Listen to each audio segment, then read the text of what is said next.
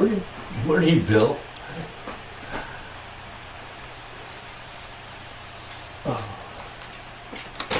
Nice out there. Yes, it is. Oh, Nicer than in here. Thank you. thank you.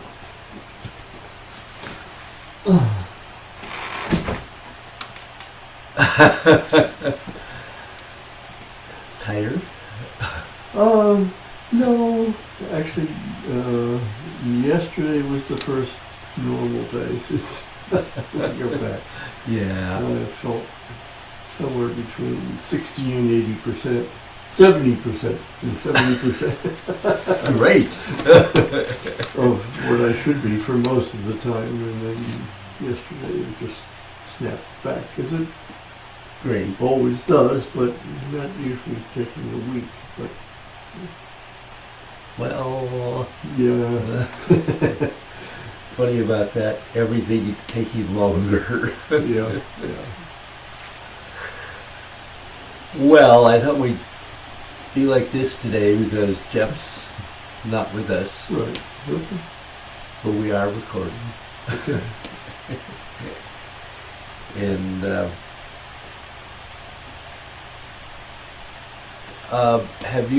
what have you looked at in the Wednesday? I really haven't. Yeah. Okay. All right, that's fine. I understand. Yeah. You know, coming back. I have, with what I know from back some years, trying to move my shoulders around, trying to keep them open. Yeah. For little bits here and there throughout the week. So. Well, we'll look at it in more detail Yeah. today because that was certainly it's what we all need. Jeff needs. I need. It's easy to kind of forget about the all of the elements of the shoulders. So, And I do have to be prompt at 11 o'clock today. so do I. Well, I have a doctor's appointment. yeah. Likewise, well, mine's acupuncture. Good. That's a good thing. Yeah. Who do you go to? His name is Tom Ryan. He actually lives and has an office in East Hampton, but he has most of his work in Old Saybrook. Yeah, I think somebody else has mentioned him previously. I go to a woman I've known for years over in Norwich. She was a massage therapist, as a matter of fact, when I was in school. She was finishing up and she decided to go on to acupuncture. And she did, and she's done very well. Yeah, good. So.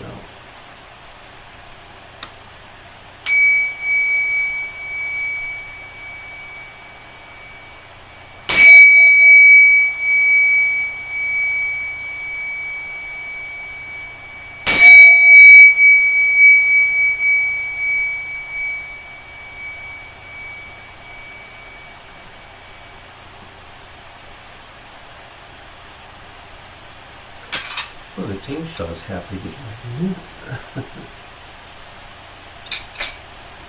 So,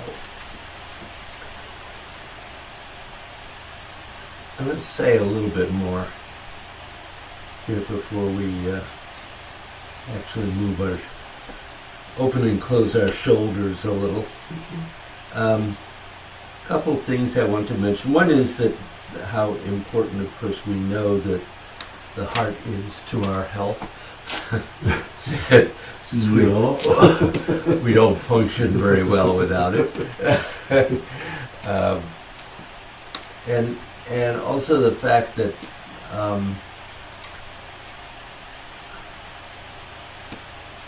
a lot more.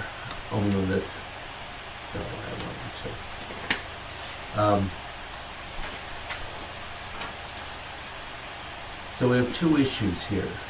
The first is that you just can make the motion in the body be what it has to be. You will begin to feel the chi, and the chi is what is responsible for moving your body. So this is like playing with a shadow of something, not the thing itself. But by getting this movement, you're getting to start eventually to feel when you go back and forth. If you put your attention and your awareness on it, you can't do these exercises, especially the ones related to the heart, in a mindless manner. So many people will say, oh, I just move my body and that's enough, which is like most exercise. This is because most exercise is just about moving muscles, and through that you get cardiovascular activity. Now, this is actually about moving what is underneath your skin, what you can't see. If you had X-ray eyes like the Terminator, you could go inside your body and see what you're doing. But since you don't, you have to be able to accurately feel if you're doing it. Now, I hope nobody here, no, I think I'll let you just read that part. That's okay.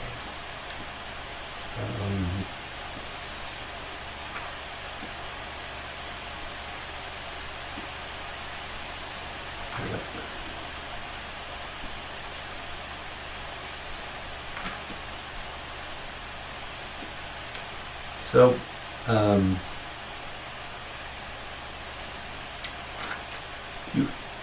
you have to have this ability to feel. Now, in order to have the ability to feel inside your body, either you have to have developed the ability to feel for a long time, so that the smallest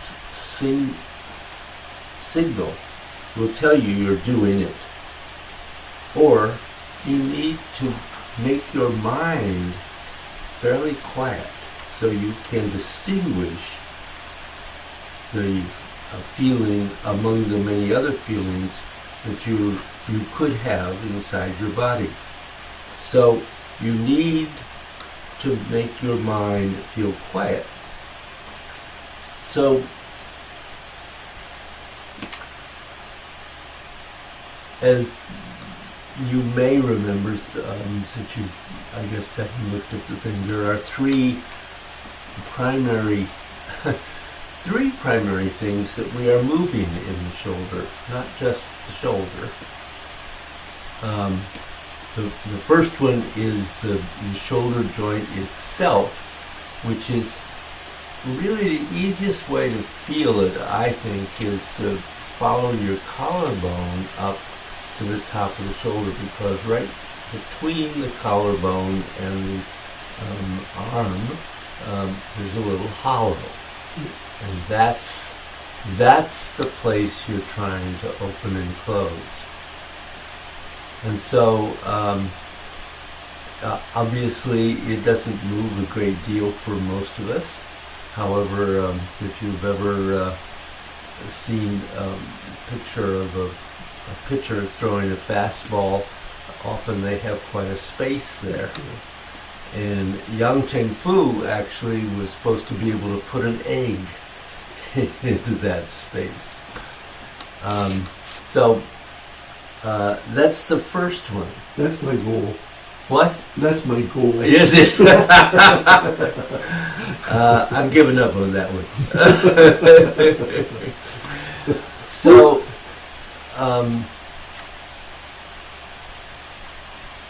one of the ways to work on this is just to bring your arms out parallel to each other, wrists, elbows, and upper arm roughly the same distance apart.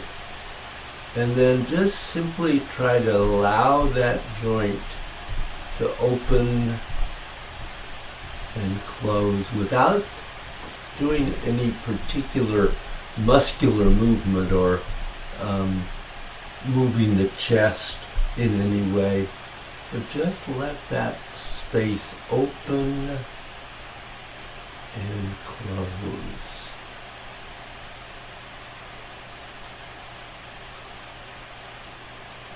And like so many other things, it really is a release, a letting go.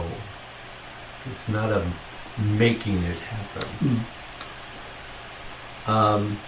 The second one, which is really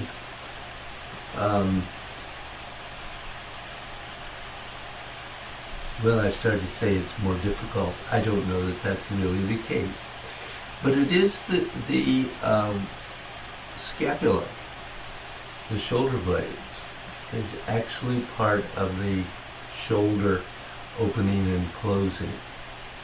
And we've worked a lot on getting the shoulder blades to move side to side, which has does have some effect on the heart. However, the movement we really want to focus on when we're opening and closing the shoulder is that the shoulder blades go out and in. And without, you won't probably be able to let go of the side-to-side movement. You can try, but it's going to be part of the movement generally because we've spent so much time on it and emphasized it so much. But that movement is really important for the heart.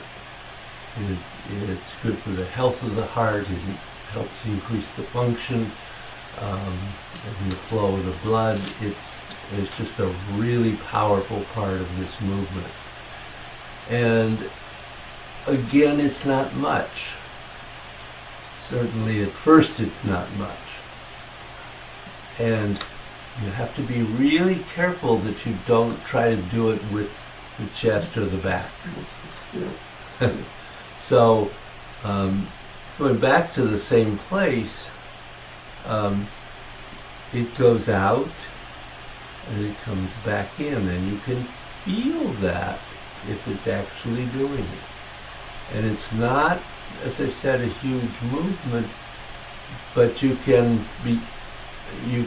feel its effect on the heart even sometimes.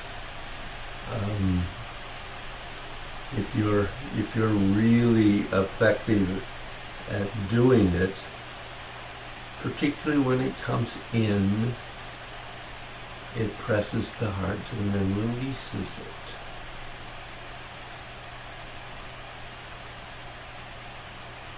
So you want to have that going on at the same time when you're opening and closing. And then we have a third part. Just yeah. Eventually, hopefully, does one get to the point where, like in doing the form, you can be aware of that, or is this too subtle? No, Okay. not at all. I mean, it's subtle right now. Yeah. It's like all the other pieces we have worked on in terms of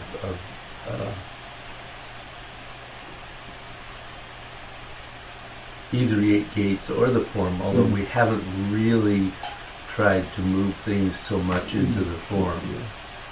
But yes, absolutely it's a part of that. And like everything else, I guess what I started to say was, like everything else, we need to work at it one piece at a time. And sometimes it's just one element. For instance, with the shoulders, it's just one element of the shoulders at a time. Because sometimes, even if you have arrived at a point where you feel you can open and close all those parts at once, it's really hard to do that and do the form, because the form is constantly changing. Well, I mean, I know how at the beginning I am, but I'm fooling around with the borderline between the least little bit of muscular movement and really intentional movement.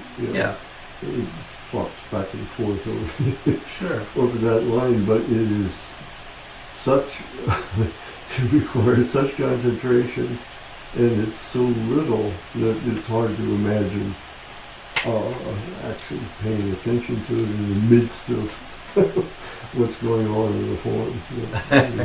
So, Well, and that's the reason why we don't really introduce this until the form arrives to a point where you don't have to think about it,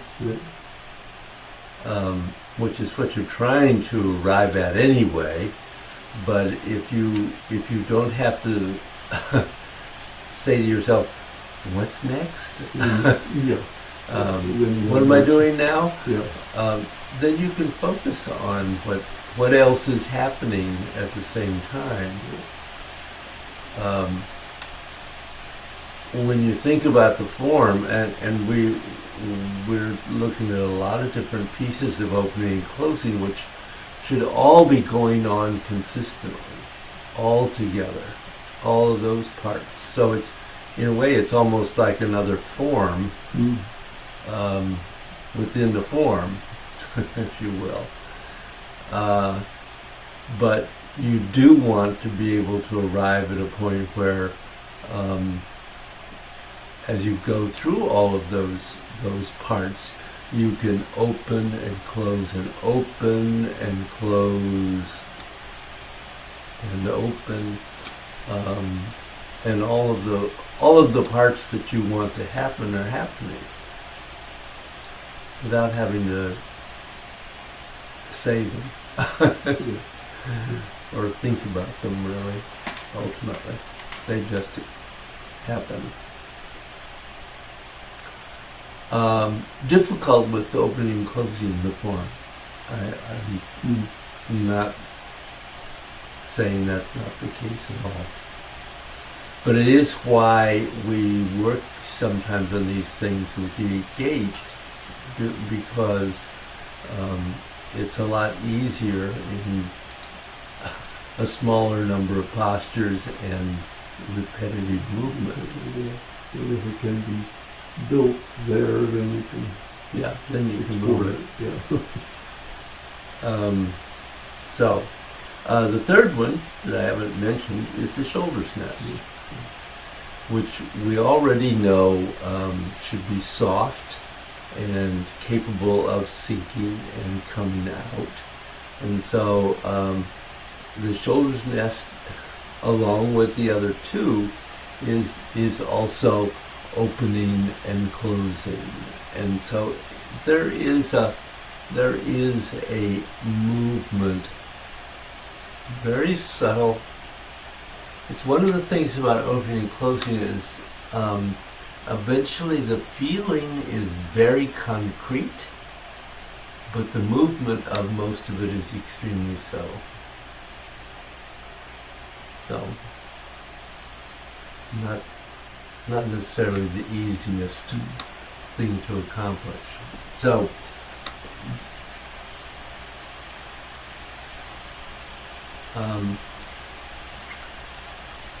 what we've been doing in Gods is thinking about these with the dynamic sphere, which I like even before the 8 gates, simply because you can have more repetition without going on to something new. And I also in one class, if you haven't looked at them, you probably wouldn't have run into this, but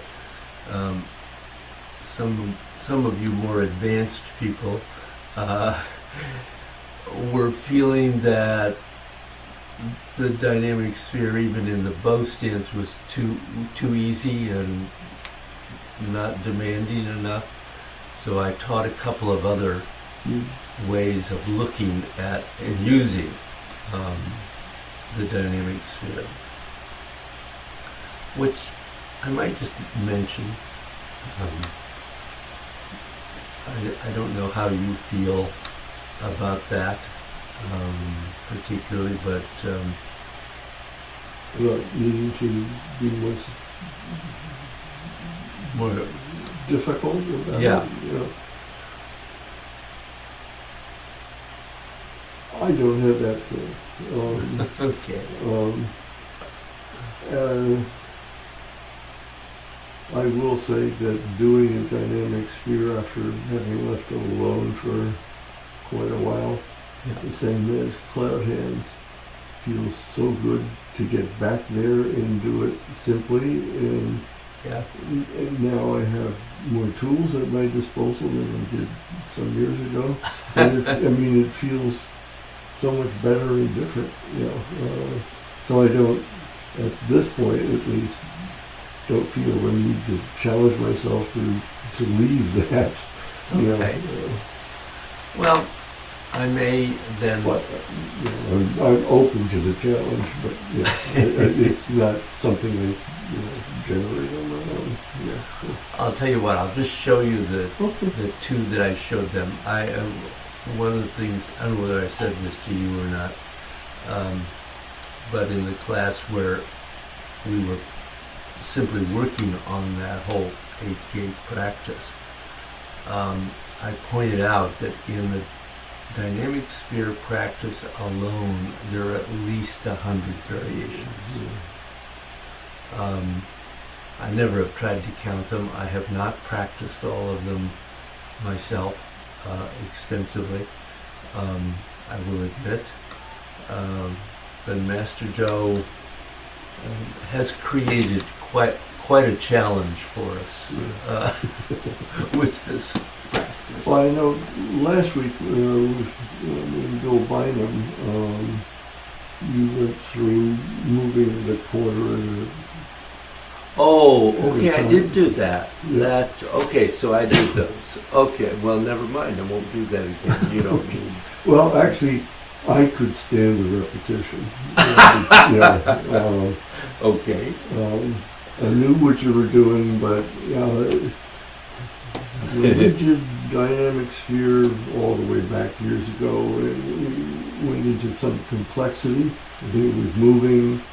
I was always confused. Yeah. It's easy to get confused Yeah. as it gets more complex. So the first one that I suggested was starting with the weight forward and the arm bent. So you've closed at this point. So you're going to rotate and shift back into opening and then forward into closing and back to open and forward, close, and then you go right onto the other one and you go to the other side.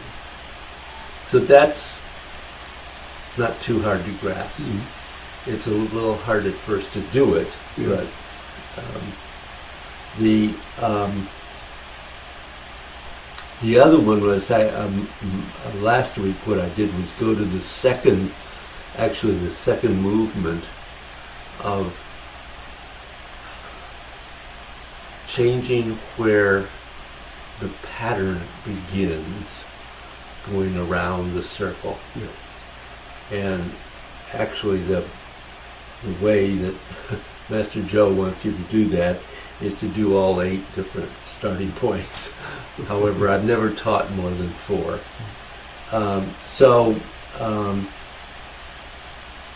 Every time it begins here. But the first time the pattern begins here, we know that.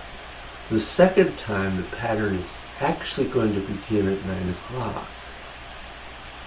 So the movement begins normally, but you're not extending and opening all the way until you get to here. And then you're closing. And then you're opening. And then you're closing. And again, you're closing all the way to here. So one of the things that doing this, particularly when you get into the 3rd and 4th one, I think it gives you much longer opening and closing. It begins to change the pace. Mm-hmm. The ones in the middle of the movement stay the same, but the beginning and end begin to be extended. So there is an advantage there in terms of just practicing opening and closing and movement. But one of the things I would say is that you have to allow yourself to do a lot of arm adjustment as you go through those, because you can't use exactly the same arm movement in all 4 positions as you do in the first 2. The first 2 are pretty easy because they're done just the way you've always done it. But once you get to where the starting point is here and the full extension, full opening is here, obviously when you get here, you've got to let the arm rotate twice. And then as you continue on, it rotates again. And then you have a long closing and bending in. And it's even more when you go to the 4th one, of course. I think I have your CD from way back. Oh, okay. Which I should drag out and look at. Yeah, it's a great practice. It's so simple and yet not. Well, I mean, even just watching what you just did, with starting, with the starting point being up here, I got lost. Just after that. You have to keep clearly in mind where the pattern actually begins and ends, and simply accept the transition to the starting point. So in that way, if this is fully extended... No, it's bent here. Okay. I meant... it's fully open, yeah. Okay, so fully open is going to be back at this same place. Okay. And as you come into that, you have to allow the arm to rotate, and now you're closing. Okay, so it rotates like that. Okay. And then you're going to open. Got twisted around. Open. Yeah. And then close all the way back to here. So, it's you have to. It's also a practice in staying present. Yeah. Very present. Very. So, do you have questions about the shoulder? No.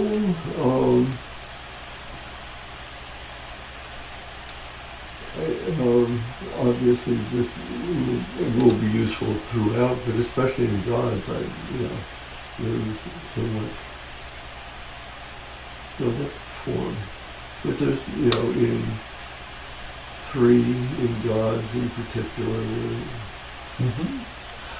Actually, yeah, somebody, I forget who, but somebody said that it really helped them to feel three. Yeah. Yeah. So,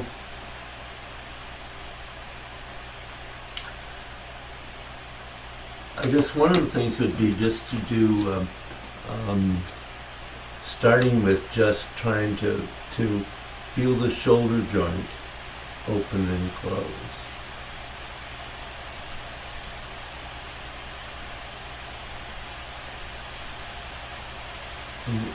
And if you're doing it, you will feel a change in the energy in your hands. But we're not focusing there at the moment.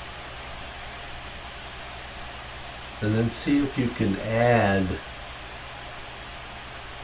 the scapula to that, going straight back and straight forward.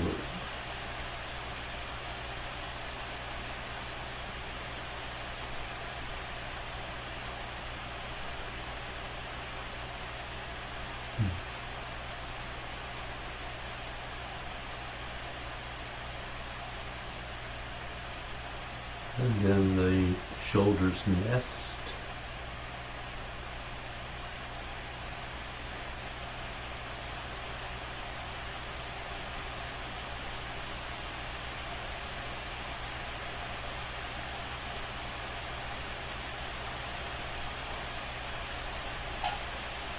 And then elbows to fingertips too.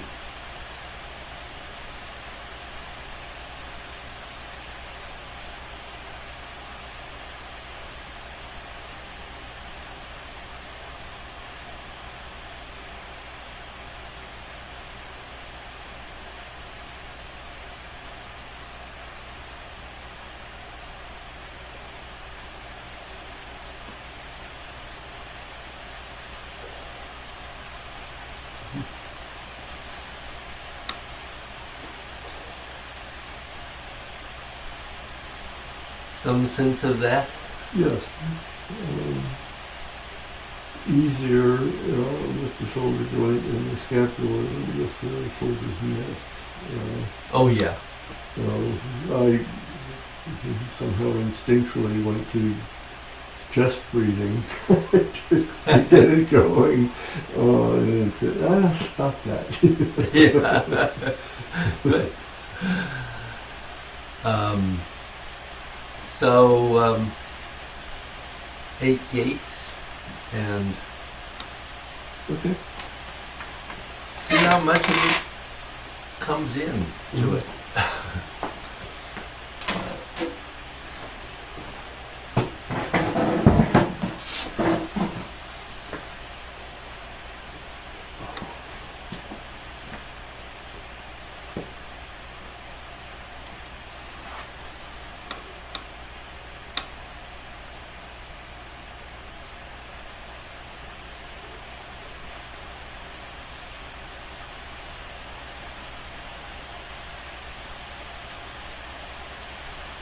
I must say that the work that we're doing on opening and closing has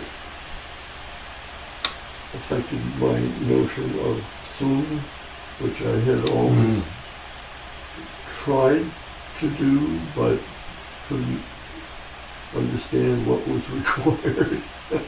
And I think a good bit of it must be opening and closing. Yeah. Absolutely. Yeah.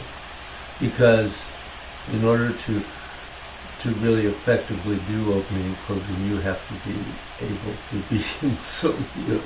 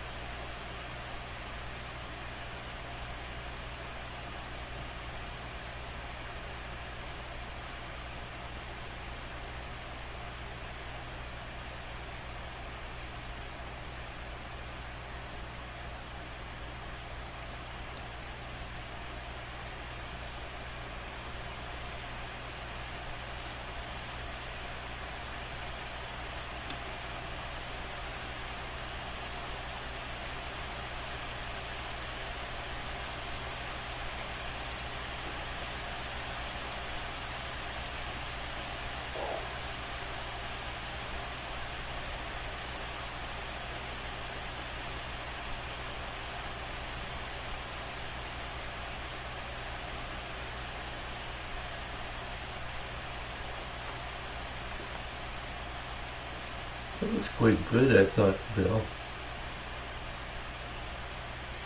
I don't know what you were feeling, but Well,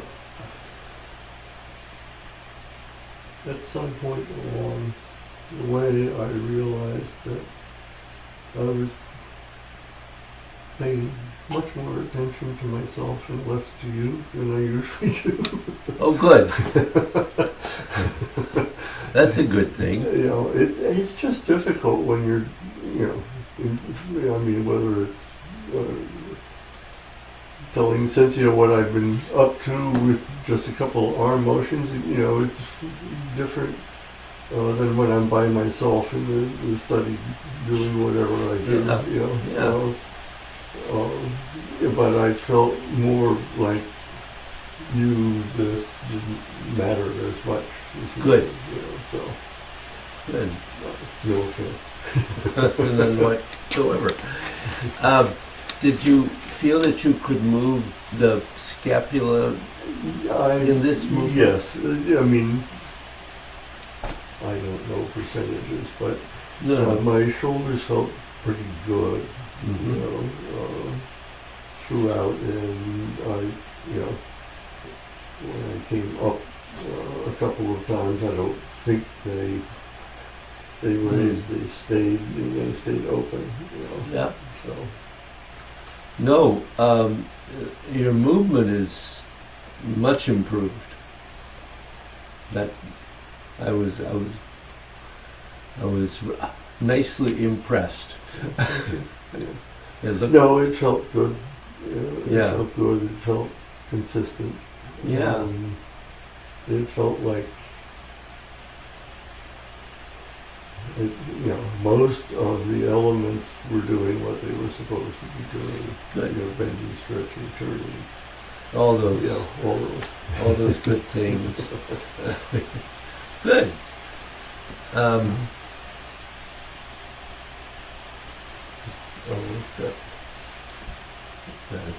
We've got 15 minutes. Okay. So, do you have any form questions?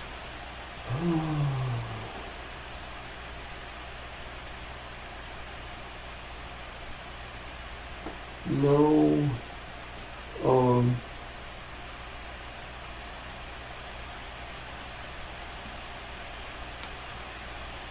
What happens is that, you know, I reach a plateau and then I get comfortable in there, and then I break into something else, and then it jiggles for a while. So I've been improving, I think, some things, but it doesn't feel as consistent, you know, throughout the form as it had. But of course, I'm incorporating more things, so that Yeah. makes sense in a way. Yeah, you go through that transition again. Yeah. Well, good. Maybe see if again you can forget I'm here and just do the form. Easier said than done, I know. Yeah. But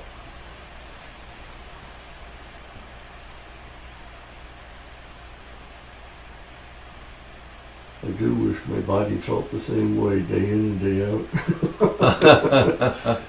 But I mean, you do have to account for it, and I mean, you know, so much is balance and weight shifting, and if you're not quite on top of that game, you're reaching for a wall. Yep.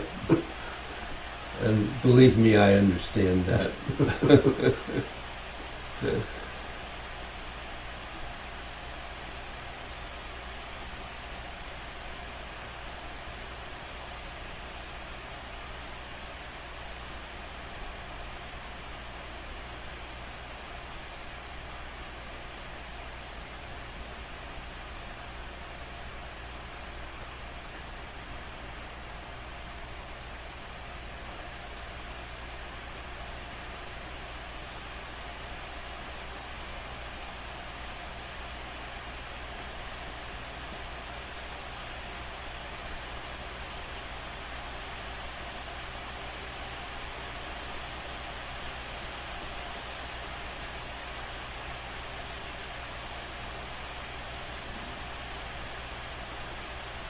I'm going to interrupt you. I one of the things that is missing in those grasping sparrowtail is keeping the rotation going through G, Okay. and that's difficult because it's really subtle. Okay. And our tendency is to rotate all the way in Pung and not have anything left for G. But what happens if you keep that rotation going, it really makes it possible for the body to drive the arms.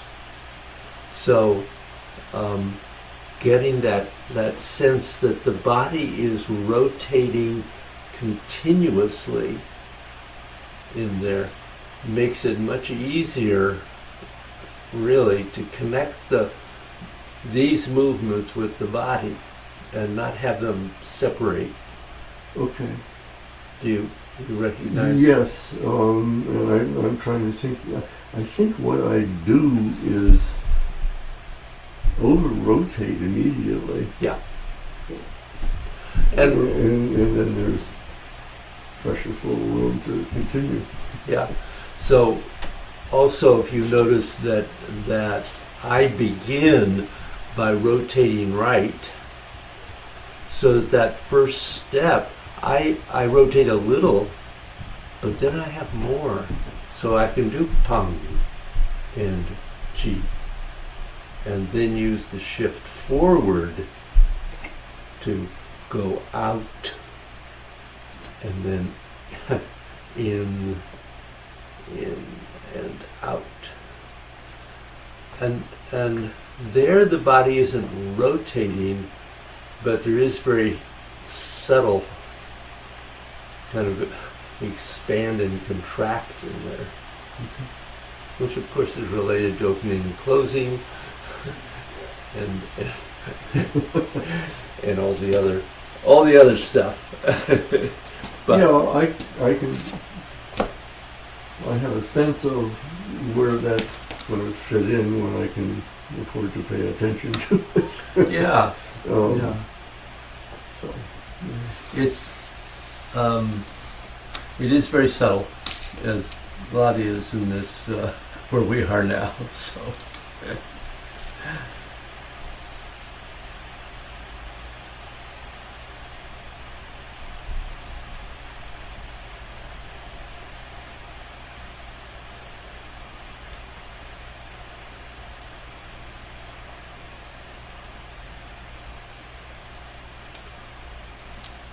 is that better? yes, yes.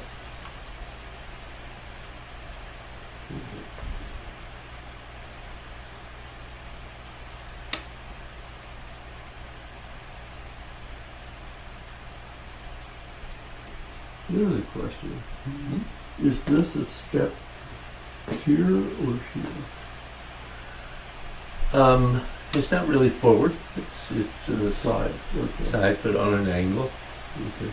You go into the corner, but you do the same corners Yeah. Yeah. in terms of forward movement.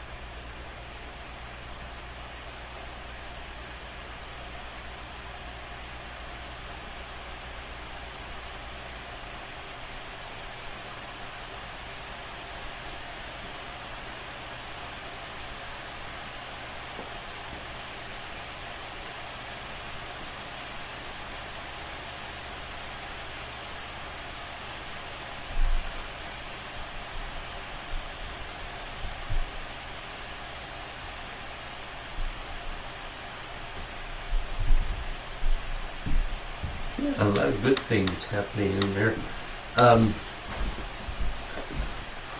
One thing I might mention is when you go back for pull down, Yeah. the left hand does not really come down.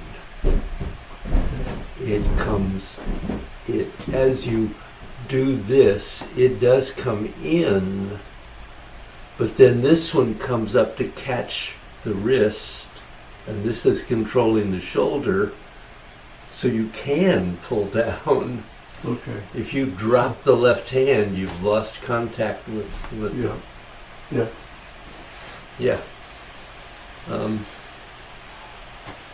Probably enough. Don't you feel? Yes. Yeah. Yeah. There was some parts were good. Yeah. Yeah. I mean, there are other spots where I could give you more stuff, but I think that's enough. I know what some of them are. I'm sure you do. I'm sure you do. We all know Yeah. where we're struggling. Yeah. Thank you, Bill. Thank you. Good And class. good visit. I will see Thanks. you in a couple of weeks. 2 weeks. 2 weeks, yeah. So nothing tomorrow or Oh. next week. No. I'm taking a week off. Well, it helps. It certainly does. Especially if there's family. So. Yeah. Have a good acupuncture. Thank you. And you have a successful visit to whichever. Well, this one's an easy one, my dermatologist. So. Okay, I will lock up. Thank you. Okay.